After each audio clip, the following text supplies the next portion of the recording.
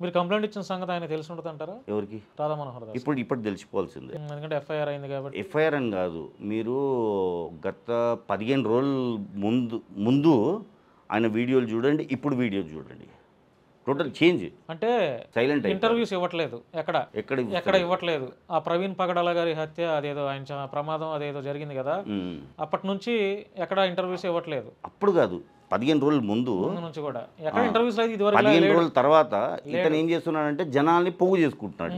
అంటే నేను ఇప్పుడు కేవలం ఈ మతం గురించి మాట్లాడే. రాధా మనోహర్ దాస్ స్వగ్రామం తెలుసా మీకు? ఎక్కడ? తిరుపతి అనుకుంటా. రాంగ్. రాధా మనోహర్ దాస్ పెళ్ళయిందా తెలుసా? నాకు తెలియదు. అతను ఏ క్యాస్ట్ తెలుసా? తెలియదు. బీసీ అనుకుంటా. రాధా మనోహర్ దాస్ది ద్వారకా తిరుమల పక్కన. ద్వారకా తిరుమల అంటే తిరుపతి? తిరుపతి కాదు, ఏలూరు పక్కన. ఓకే. ద్వారకా తిరుమల పక్కన తాళ్లపూడి గ్రామం. ఆ తాళ్లపూడి గ్రామం అని బయటకు తీసింది నేనే. అతని తల్లిదండ్రుల పేర్లు బయటకు తీసింది నేనే. అతను చదువుకున్నది పరసా పద్మరాజారావు స్కూల్, హై స్కూల్. ఒక చెల్లి ఉంది, ఆమెకి డైవర్స్ అయిపోయింది. చెప్తున్నాను.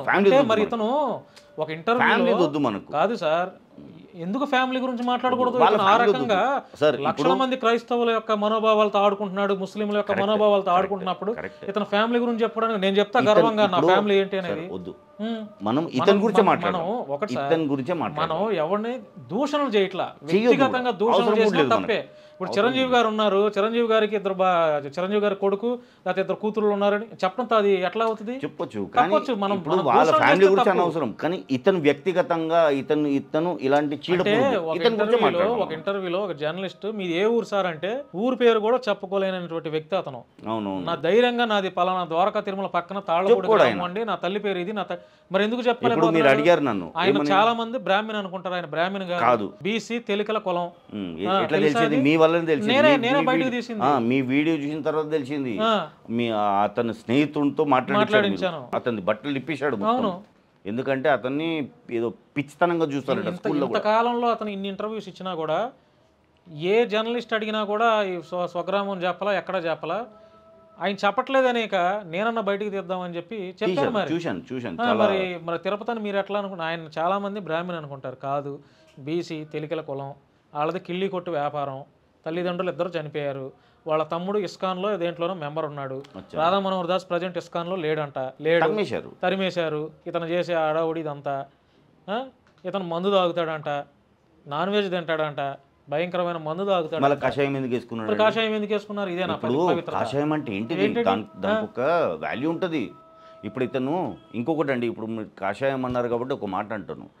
ఇప్పుడు చర్చిల్లో నన్స్ ఉంటారు. నన్స్ అంటే ఏంటిది? బ్రహ్మకుమారిలు ఎలాగో ఆ నన్స్ కూడా అలాగే.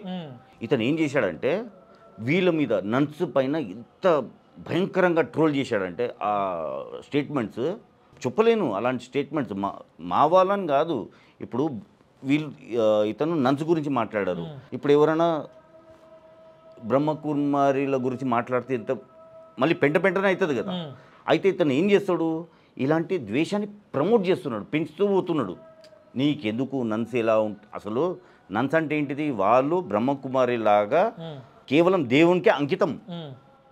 వాళ్ళకి ఎలాంటి థాట్స్ ఉండదు. ఇంకా మా చర్చిలో ఒకటి ఉందండి, ఒకవేళ మీకు వదిలేసి వెళ్ళిపోవాలన్నా వెళ్ళిపోవచ్చు. అంటే ఒకవేళ మీకు ఉండలేకపోతున్నారు వెళ్ళిపోవచ్చు, అలాంటి స్వేచ్ఛ ఉంది వాళ్ళకు. అంటే ఇక్కడ కట్టుబడి ఉండాల్సిన అవసరం లేదు.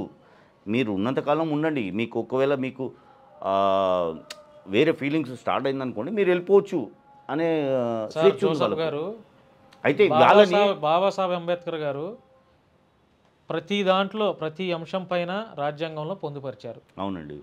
ఏ వ్యక్తి అయినా భూమి మీద పట్టినటువంటి ఏ వ్యక్తి అయినా సరే తనకి ఇష్టం వచ్చినటువంటి మతాన్ని ఆచరించే హక్కు మనకు రాజ్యాంగం కల్పించింది. ఈరోజు ప్రతి భారతదేశంలో ప్రతి ఒక్కటి మనం రాజ్యాంగాన్ని అనుసరిస్తున్నాం.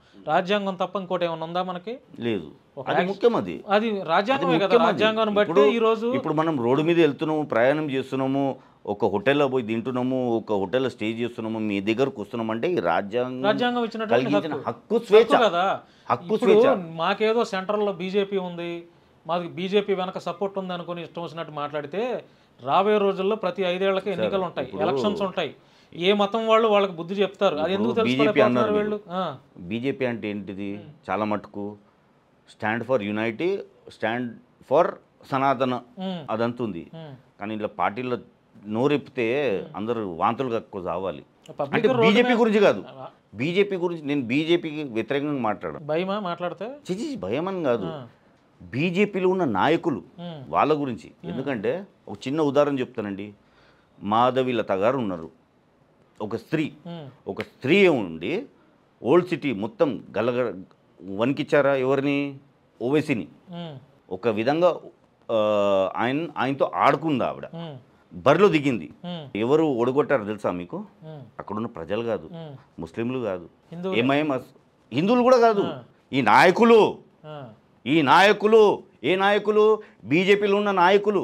మీకు తెలుసా మీకు? ఉమ్, సార్ ఆవిడ ఎప్పుడైతే బరిలో దిగింది ఒక్క నాయకుడుగా కూడా ఆవిడని సపోర్ట్ చేయడానికి వెళ్ళలేదు. ఇది రాసిస్తాను, మీరు చూడండి. ఒక్క నాయకుడు అని వెళ్ళాడా? ఉమ్, ఒక్కడు వెళ్ళలేదు. ఒక్కరు కాదు, ఒక్కడు ఎవడన్నా వెళ్ళాడా? పక్కకున్న రాజాసింగ్ వెళ్ళలేదండి.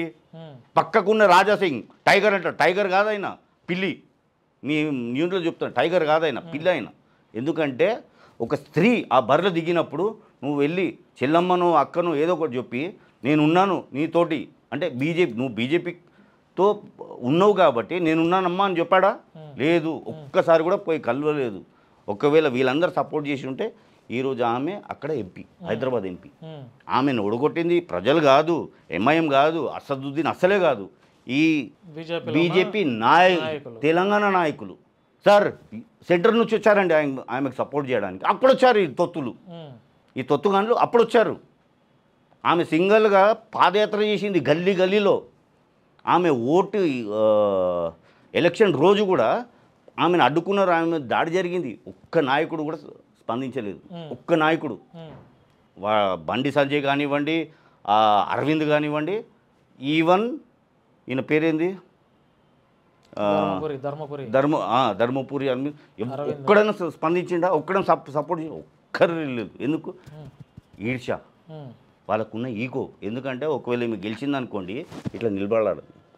ఓరే నాయకు దళిద్రులారా, ఒకవేళ ఆమె గెలిచుంటే దేశాన్ని గెలిపించినట్టు అనేది బీజేపీ. కానీ మీరేం చేశారు? ఆమెను అనగదొక్కారు. ఈరోజు ఆమె హార్నేగా కారణం తుమ్లోగి ఉమ్. వీళ్ళ వల్లనే ఆమె ఓడిపోయింది. లేకపోతే ఆమె చిత్తుగా ఆయన ఓడించేది. మీ ఎజెండా ఏంటి అసలు? అజెండా ఏం లేదండి, ఒకటే. అంటే గతంలో మిమ్మల్ని పాస్టర్ అని సంబోధించారు ప్రతి మీడియా ఛానల్ వాళ్ళు. నిజంగా మీరు ఒకటి పాస్టరేనా? ఇప్పుడు లేకపోతే వాళ్ళకి తెలియకుండా పాస్టర్ అని సంబోధించారు? ఒకటి ఇప్పుడు మీరే అన్నారు పాస్టరా అన్నారు. థంబ్నెయిల్స్, అది థంబ్నెయిల్స్ మీరు ఏమైనా వేసుకోవచ్చు.